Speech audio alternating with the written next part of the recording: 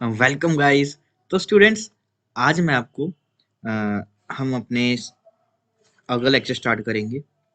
तो बेसिकली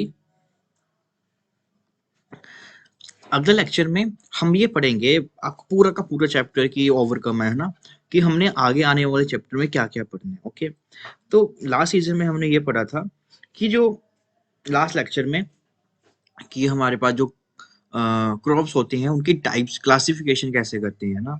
तो हमने खरीफ एंड कभी क्रॉप्स के बारे में पढ़ा था। तो उसी पे बेसिस पे छोटा सा क्वेश्चन है कि why paddy can not be grown in winter season.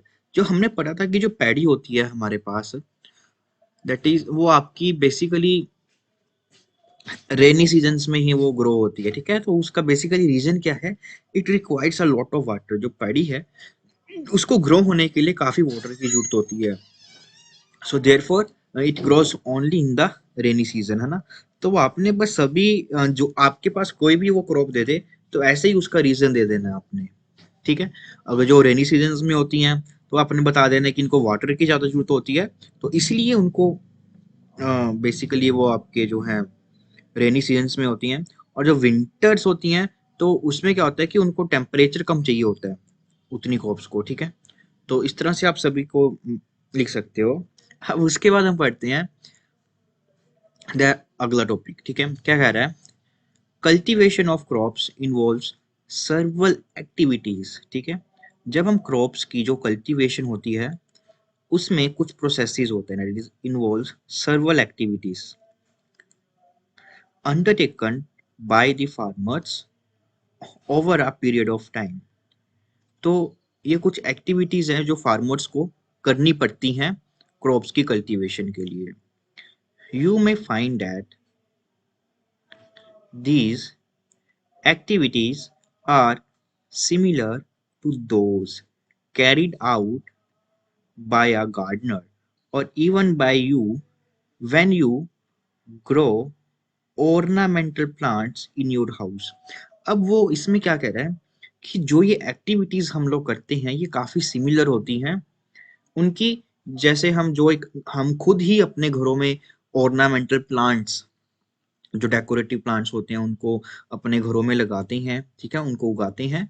तो वो सारी की सारी जो हम उनको उगाने के वक्त एक्टिविटीज करते हैं, ठीक, तो वही सब कुछ एक गार्डनर है वो क्रॉप्स उगाने के लिए करते हैं। ठीक, these activities or tasks are referred as the agriculture practices which are listed below। ठीक है, तो आपके पास यहाँ पे क्वेश्चन अराइज हो सकते हैं, that is the what are the agriculture practices. ठीक, तो इसकी आपके पास डेफिनेशन आ जाएगी। देर आर द, इसको आप लिख सकते हो, द एक्टिविटीज इन्वॉल्विंग, ठीक है, सर्वल, जो आप कह सकते हो कि the cultivation of process involving several activities taken by the farmer over a period of time. So this activities are called agriculture practices. और उसके बाद ये लिखनी जरूरी है। ठीक है, तो इसमें सबसे पहले आपके पास आ जाएगी प्रेपरेशन ऑफ सोइल। कि सबसे पहले आप सीधा ही, ये नहीं है कि आपने सोइल मार्केट से उठाई और सीधा ही बस उसमें हमने बीज डाल दिया ना, सीड डाल दिया तो वो हो जाएगा, नहीं। तो सबसे पहले हम क्या करते हैं, प्रेपरेशन ऑफ सोइल, जो सोइल है प्रेपरेशन की जाती है। उसके बाद सोइंग, सोइंग का मतलब क्या है कि आपने उसमें बीज डालना होता है। ठीक है, देन उसके बाद एडिंग मैन्योर एंड फर्टिलाइजर्स। उसके बाद सोइल में हम जो है बीज डालने के बाद उसमें मैन्योर एंड फर्टिलाइजर्स डालते हैं। देन इरिगेशन होती है प्रोसेस, मतलब कि उसमें रेगुलरली आपको वाटर सप्लाई देनी होती है उनको। देन है प्रोटेक्शन फ्रॉम वीड्स, है ना। तो उसमें क्या होता है कि आपको प्रोटेक्शन करनी होती है इंसेक्ट से, ताकि आपके जो क्रॉप्स हैं वो खराब ना हो जाएं। देन अगला पॉइंट आ जाता है आपका हार्वेस्टिंग। हार्वेस्टिंग मतलब क्या है कि उसके बाद उसकी कटिंग करनी है ना, कि आपके पास क्रॉप की प्रोडक्शन होगी। तो हमने पढ़ा था कि जो क्रॉप होती है वो काफी लार्ज लैंड पे और काफी अमाउंट में उसको लगाई जाती है ना। तो इसलिए फिर उसकी हार्वेस्टिंग में भी काफी आपको मेहनत करनी पड़ती है। तो उसके बाद है स्टोरेज। हार्वेस्टिंग के बाद उसको स्टोर करना होता है। ठीक, स्टोरेज के बाद बेसिकली फिर आपका डिस्ट्रीब्यूशन हो जाएगी अलग अलग जगह पे। ठीक, तो अब आपके पूरे चैप्टर में बस ये बेसिकली 7 पॉइंट्स ही हैं।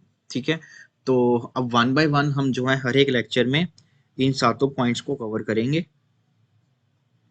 तो बेसिक आइडिया मैंने आपको दे दिया है कि आपका जो पूरा का पूरा चैप्टर है उसमें हमने करना क्या है।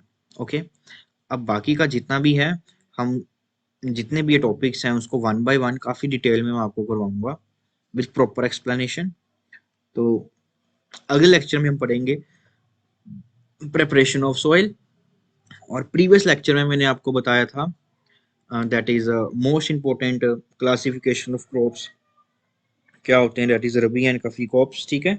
और उनके एग्जांपल्स के लिए एक शॉर्ट ट्रिक मैंने आपको बताई थी दोनों को, कि उनकी एग्जांपल्स को कैसे याद रखना है, तो उसको आप जरूर देखें।